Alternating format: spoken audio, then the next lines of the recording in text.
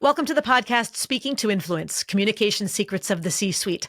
I'm Dr. Laura Sicola, your host, and our focus is on mastering communication as an essential leadership skill so that you can command the room, connect with the audience, and close the deal in any context. After over 200 episodes, we are a top 1% podcast globally, thanks to you. So if you love listening to these conversations as much as I love sharing them with you, please take 30 seconds to leave us a 5-star rating and review on Apple Podcasts, Spotify, YouTube, or your platform of choice, or just go to the website, ratethispodcast.com/influence, and follow their super simple instructions. Now, on with the show. My guest this week is Martha Sharkey. Martha is the founder and CEO of Today is a Good Day, a nonprofit organization providing support for families who experience the NICU with their newborns. The NICU is the Neonatal Intensive Care Unit of the hospital. She's had over 20 years of experience in nonprofit leadership, and she's an incredibly proud Penn State alumna who loves giving back to the community. Martha, welcome to the show. Thank you so much for having me. Glad to be here. Now, what's your fun fact? Well, I love karaoke. 9 to 5 is my signature song. And Laura, I have to tell you, I was on Oprah's final season, 5 Seconds of Fame in Life. A little clip of my video submission made it onto her show. Oh my gosh. Tell me that is available on YouTube someplace. Oh, I'm not sure about that. Maybe somewhere. Oh my, that's amazing. Oprah had a karaoke She had a karaoke contest, and I videotaped myself with my digital camera taped to the dashboard of my 2-door Honda Civic. I videotaped myself driving to and from work, singing segments of 9 to 5, uploaded them all, and ended up picking one segment to submit to Oprah. Oh my gosh, that is awesome. I'm envious, except I would be utterly mortified if Oprah had a clip of me singing anything at this point. I mean, I do love karaoke. A lot of people know I lived in Japan for a number of years, so they kind of don't let you in the country unless you're willing to do a pretty decent amount of it, just shamelessly, regardless of talent. But, it's so much fun. That's awesome. It is all right. fun. I know what we're going to be talking about after we get done with the interview and stop hitting record. I'm not letting you off till I get to hear a couple of bars. But, what fun. Awesome. All right. Well, tell us about what's your elevator pitch? Tell us about Today is a Good Day. Yes. Well, Today is a Good Day is celebrating its 10th anniversary in 2024, which is a huge milestone for us to hit. Our organization provides hope and builds community through personal and financial support for families who experience the Neonatal Intensive Care Unit. And we founded Today is a Good Day after our family's personal experience through the NICU back in 2010, when we welcomed identical twin girls at 23 weeks and 5 days. They were very premature. Claire weighed just 1 pound, 2 ounces. Mary weighed just 1 pound, 4 ounces. And we were launched into the NICU. We knew nothing about it. Our daughter, Mary, passed away just 2 weeks later. Claire continued to fight. She beat the odds. She came home after 103 days in the NICU. Wow. And it was after that extended stay, we saw this gap in care for parents and caregivers. Yeah. So my husband and I founded Today is a Good Day to try and help fill that gap with resources and programs for families. And it's just grown so much over the past 10 years. Oh my goodness. And your daughter, who's she's still home with you? Yes, she is 13 years old. She loves to sing. She's in all of the play productions. She's just a wonderful, I always say she's my walking, talking miracle. Yes, absolutely. Well, I'm so happy to hear that she is home and has she learned 9 to 5? She is a good singer. She just sang at our recent 10th anniversary gala. She sang Over the Rainbow for the 300 guests at the gala. Was there any dry eye in the room? I don't think so. I mean, I'm like welling up just thinking about it in the first place.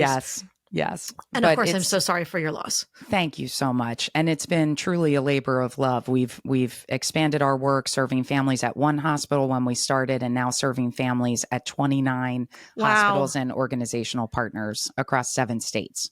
That's amazing. And the name, Today is a Good Day, where did that come from? Such a great question. Early on in our NICU journey, as you can imagine, with 1 pound babies, we had a lot of bad days and difficult moments as a family.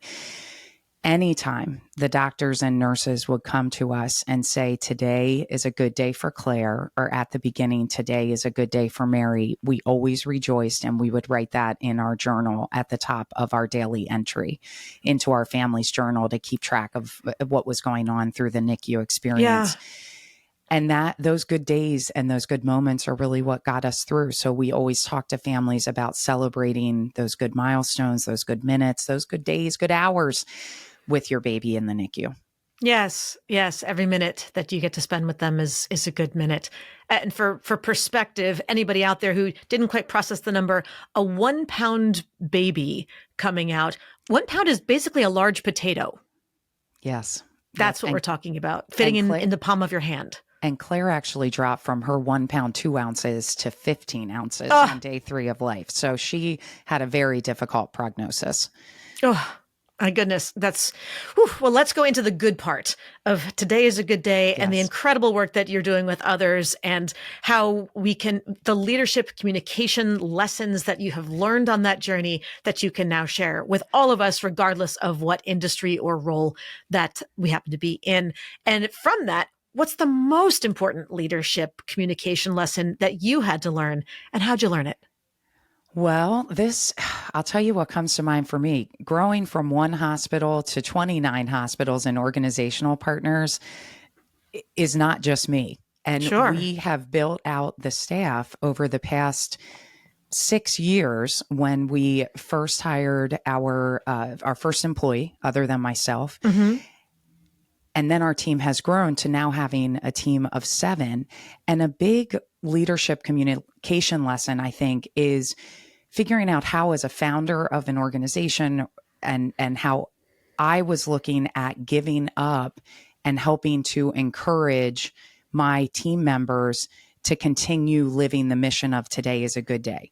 So hiring new team members, helping to build a culture within today is a good day, and also guiding them to resolve issues that come up, right? Mm-hmm. And helping them to figure out, okay, I can take care of this program and I know how to answer this question, and helping to support them along that journey. So I want to dig into something that you said a moment ago. I believe what I heard was how, as a founder, to get them to continue living the mission. Yes. Every day. We talk about culture, we talk about all those kinds of things, but living the mission daily, what does that entail? Well, for us, we really go back to our values as an organization, which are highlighted on our homepage of our website. Our vision, our mission are there as well. But it's really how we interact with families every day. We interact with donors. We interact with volunteers on a daily basis.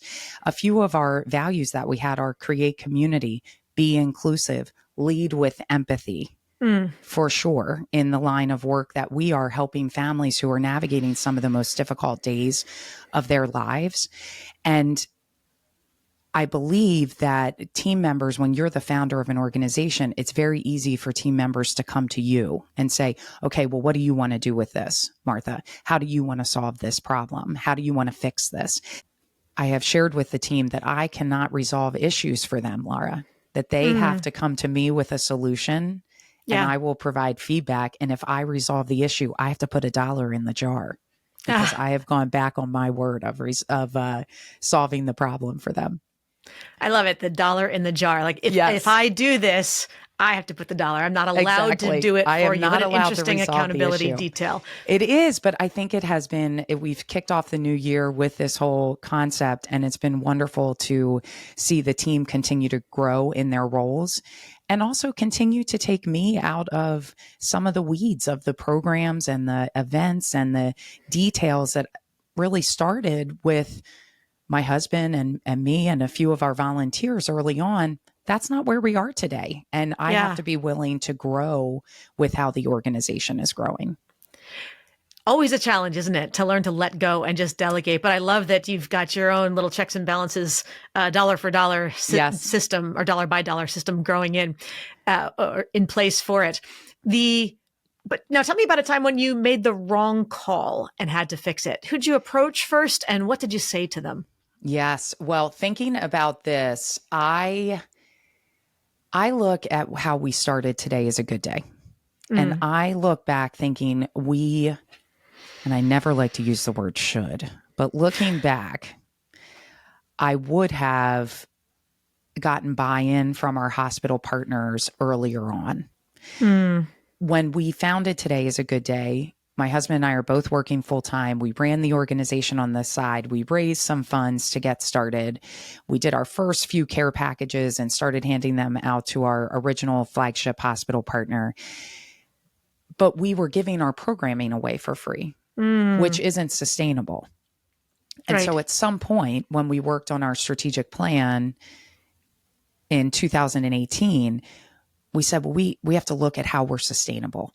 And we started to get buy-in from the hospital partners to bring our programming to their NICU families, to partner with them to support their families.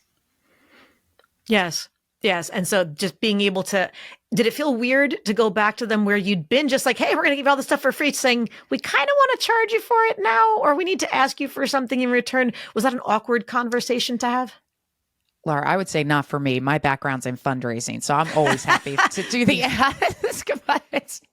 But I think it was a conversation, and knowing the hospital partners that we were working with, I was very honest with them. I said, we want to continue supporting your families.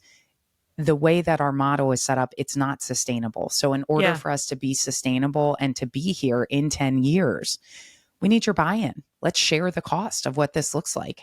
And we got good feedback from it. And we continue to improve and grow and expand and look at how our programs are being delivered. But it was a start. So looking back, I would have started valuing our programs earlier on when we founded the organization. That's such a hard lesson for so many, especially small business owners. Yes. And particularly those in the service industries, I think, to be able to ask for what you're worth, to be able to even put a dollar value on it, and then to ask, because we're there to help people. So we kind of feel guilty asking for money to help. And so that's a perfect example. You know, what is sustainable? It's great if I keep helping you, but nobody's paying my mortgage. No, and I do think there's something to be said, and that's where I think this story is so important, because it does relate to not only, you know, we have a nonprofit organization that we run as a business, but it's just like a small business. Sure. And someone getting started will want to give their programming away to be able to get reviews or be able to start building a foundation. And I think there is something to be said for giving a discounted rate or starting out to be able to build some of the base of word of mouth, but make sure you know your value and continue to push that value out to those that you are trying to get to work with you. Absolutely. Great advice. And now, what about an opportunity that you missed because you held back? Why did you hold back? And if you could have a do-over, what would you have done differently? I would have hired another person sooner, Laura. Okay. Sooner than what? Meaning another additional to your current team, or just your very first employee? Our first employee, aside from me. Yep. Looking back, that was a huge milestone to hit. And it was a big leap of faith. I was our main fundraiser.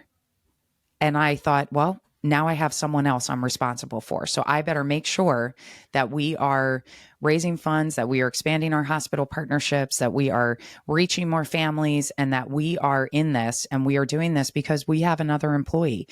However, what we saw as an organization was once our first employee came on board, we continued to grow. When we brought our second employee on board, we grew even more. Because the focus on advancing the mission split between the three of us, now allowed us to meet with new hospital partners, have a better way to create our process of how we delivered services. It created an infrastructure that allowed for sustainability and expansion.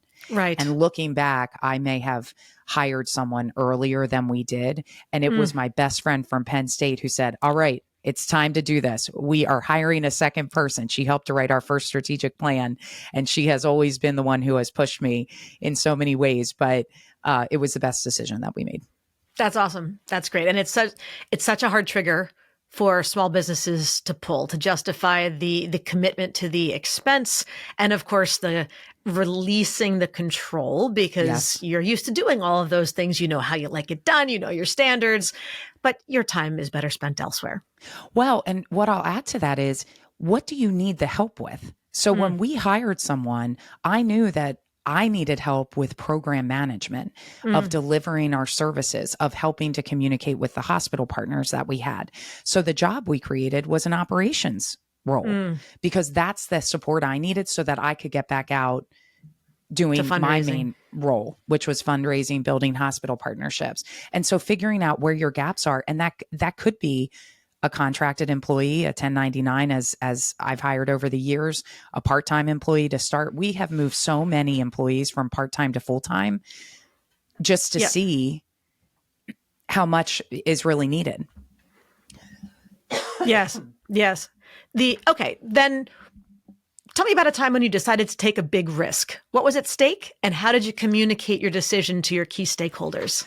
Well, we were just talking about hiring a second employee. The time I became the first employee of Today is a Good Day, that was the biggest risk that I would say that I've taken.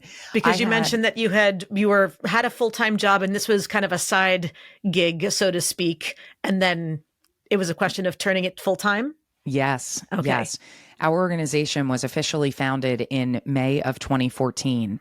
It had been steadily growing for 1, 2, 3 years. And my husband and I were getting up at 4:00 in the morning, 10 o'clock at night. We're filling care packages because we needed to get them to the hospitals.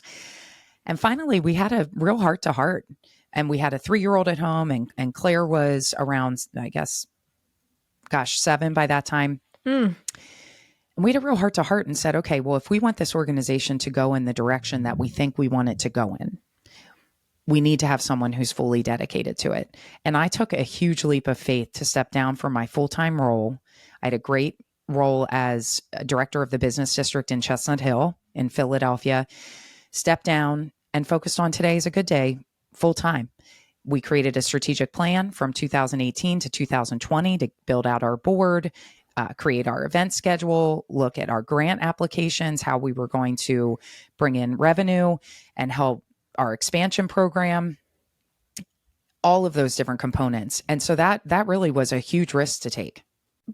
How did you bring it up to your boss and just let him know you were leaving? Yes, we have dear friends over in Chestnut Hill who are property owners, and they're just wonderful people. And we had gone out to dinner with them. They were some of the first that I had told that I was stepping down from Chestnut Hill. And I was so nervous for the conversation with him because to this day, he was on our board early on and just one of my most favorite people. So we're sitting at dinner and I said, big news to share. I'm stepping down from my role in Chestnut Hill. And he took a glass of water and he put his finger into it and he pulled it out, meaning that the hole just fills up. The water just goes back in. That life continues to move on. And he said it not in a way to make me feel bad, to say, well, what you did didn't matter. And, okay, no big deal that you're leaving. He just was saying, you got to do what you need to do.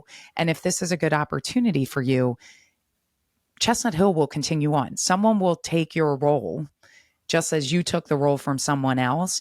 And to this day, it is an image that always comes to mind for me.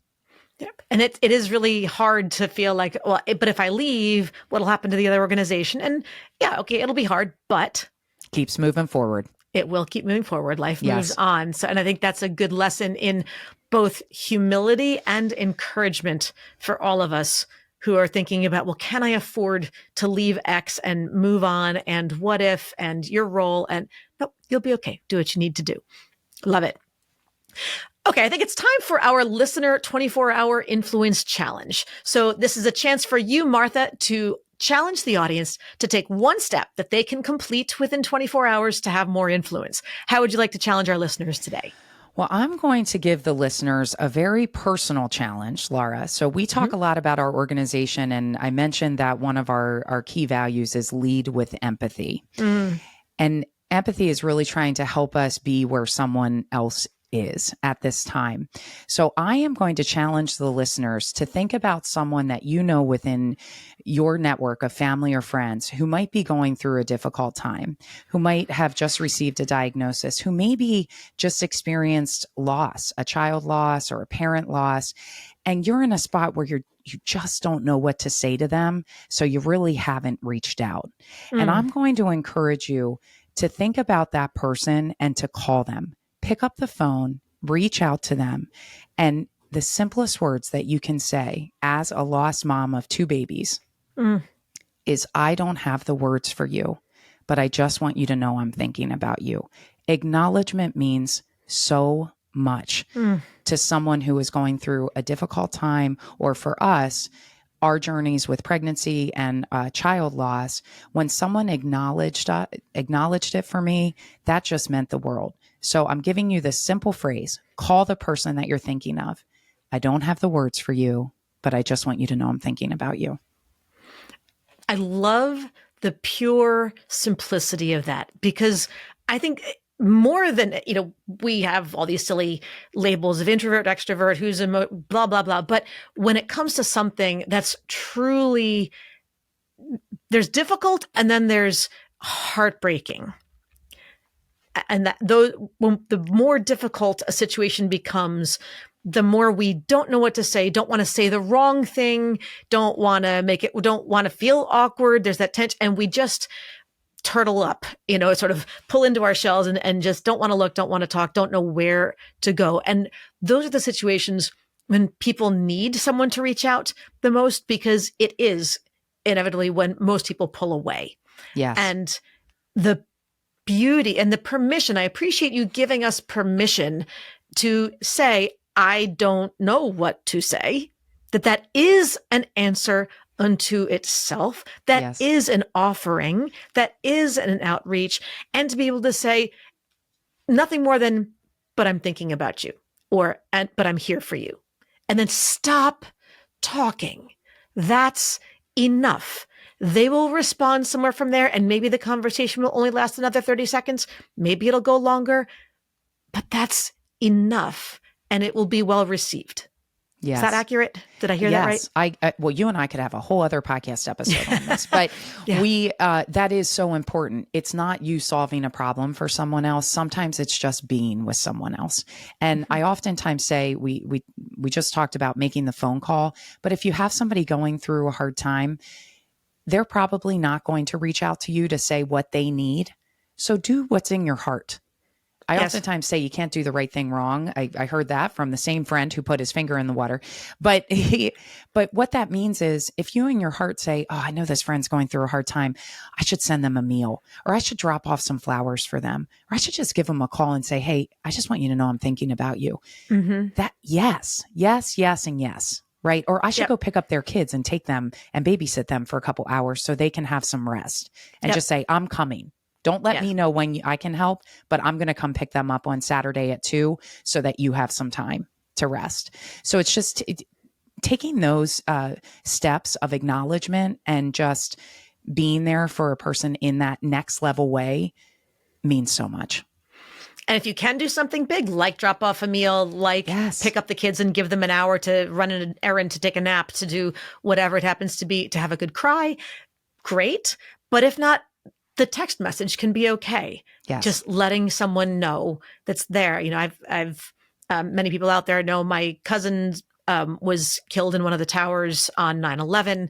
And, when it's his birthday and on 9/11 each year, so when I just send a short message, whether it's email or text or whatever, to my aunt, his sibling, my other cousin, to my uncle, and just letting them know it's almost the same message every year, which is exactly that. Just thinking of him, love you all. That's it. And we had a conversation not long ago just saying thank you, because so many others have moved on at this point. But the loss is as present every day as it was on that first day. Yes. I mean, the emotion has subsided out of it to an extent. Of course, you learn to move on and to live life, but the pain is still there. The gap is still there. And so knowing that somebody else remembers them too. that they're important. I love to call those the small moments in life because people do move on. And when you remember, it means the world to someone. I have a friend who sends a letter on the anniversary of our daughter passing away. And we also lost a son to trisomy 18 just 6 years ago. But she sends a card, a thinking of you card every November. Doesn't say much, just says thinking of you and sweet Mary and William, love Gigi. For 9 years. She sent, well, now it's 13, but she has sent a card every single year. And those small moments, I look forward to it. I know it's coming because it's just remembering. Yes. It's love that. Small details. So for anybody out there who's going, well, but I don't want to bring up something sad. If there's no reason to bring up something sad, if we're having a conversation, or I don't want to make them sad, or I don't want to, dig for drama, what would you say to them? We always remember. So if you acknowledge and remember, it means a lot to us. I will never forget that our daughter Mary passed away the Sunday after Thanksgiving on November 28th, or that our son William was born December 17th of 18 and passed away shortly after. But when someone else remembers and said, hey, I'm just thinking about William's birthday today, that means a lot to us because we don't forget. And what are the odds for those who are going, but if I open the door, am I going to get sucked into a really long, sad story? Well, if you are, lead with empathy. Sit, listen, and just take it in from your friend. That's what I would say. But most likely, I think a lot of people will say, thank you so much for remembering, because not a lot of people do. So the importance of being there in those small moments is key. Okay. And so, all right, from there, tell me about a communication skill that you weren't born with and had to learn. Oh, thinking on the spot, Laura. That is something I oftentimes joke because my mother and my brother are very, very good at it. Arguments at our house growing up, I always lost because my brother was so good at getting in that first word and thinking on his feet and just getting that done. My mom has been an educator for over 40 years. She also is very good at that. So I would say that is one that I was not skilled with, but experiences give you ways to kind of grow in certain areas, right? So as director of the business district in Chestnut Hill, we had a lot of media that came out to the Avenue to do live shots for Holidays on the Hill or a 20th anniversary for the Garden District, Harry Potter Festival, all different things over the years. That taught me to think on my feet, and I think provided such a wonderful groundwork moving forward with our work with Today is a Good Day as well, to be able to do those live shots. And one of the biggest lessons that I've learned over the years, I still am working to get better at it every day, but are the sound bites. So if you're being interviewed for a story, I know when I've been interviewed for a story, remembering to keep your answers short, concise, and to get to the point quickly, especially on news interviews and in written articles. And it's such a great skill, not just because most people out there will say, well, when am I going to be interviewed on TV or for newspaper? Doesn't matter. Practice, because sound bites are always useful. I don't know anybody who would say, I appreciate you making that point in 9.5 seconds, but could you spend 3 more minutes just using more words to say the exact same thing? No. If they want more information, they'll ask for more information, but not more words to make the point. So learning to distill it down, man, that is an incredibly powerful skill set. So if you've learned that, kudos to you.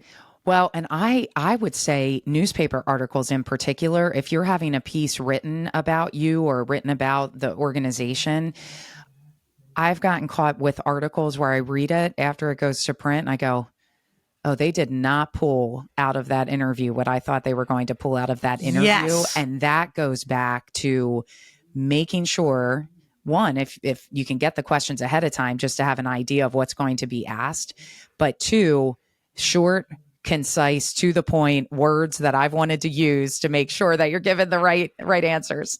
Yes. And that is, I'm recalling pain in the moment. There was years ago in Philadelphia, De Bruno's, gourmet cheese charcuterie, whatever store opened up in Center City, their new big store.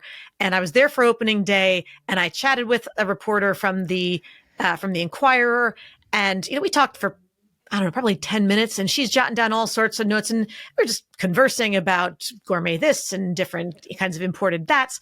And honest to God, Martha, when I read the article the next day, the only quote that she took, apparently verbatim, I vaguely remember saying it along the way, but it's such in passing. All she wrote was, "I'm a cheese person," said Laura. And I was like, oh my gosh, did she? And, the only person who actually quoted that article to me was my dissertation advisor when I was doing my graduate studies. And I thought, I am utterly mortified. Like, I said so many other things that could have made me sound smart. No, she took none of them. According to the world, I'm a cheese person. That is a great example. Great example. Yes. Thank you for allowing me to emote and okay, I'm back. You learned from it though, right? You learned from it.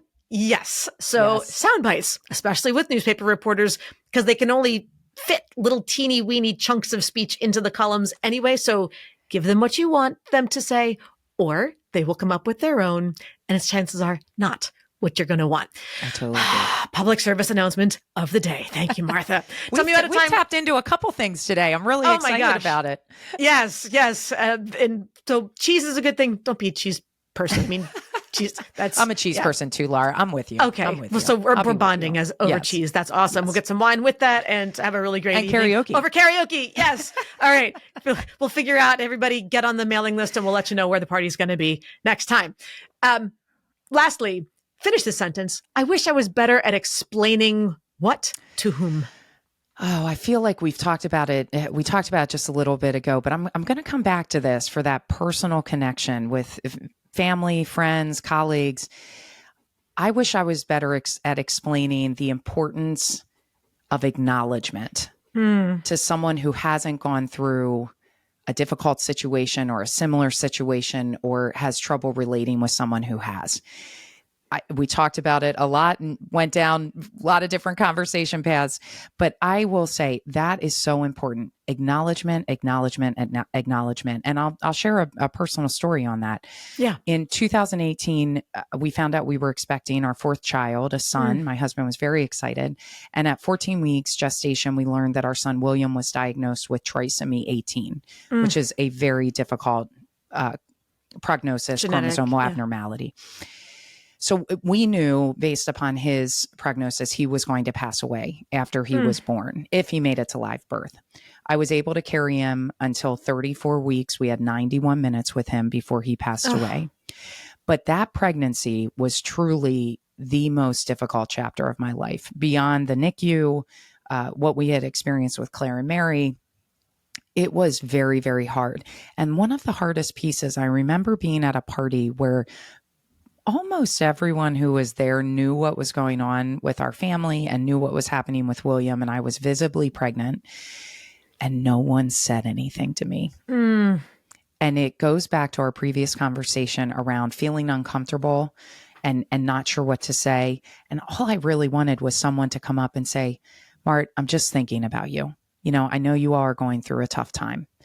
I don't know what to say to you. I don't have the words for you, but I want you to know I'm thinking about you. That's what I wanted someone to say in that moment because there weren't words. It was a really difficult time, but acknowledgement is just so important.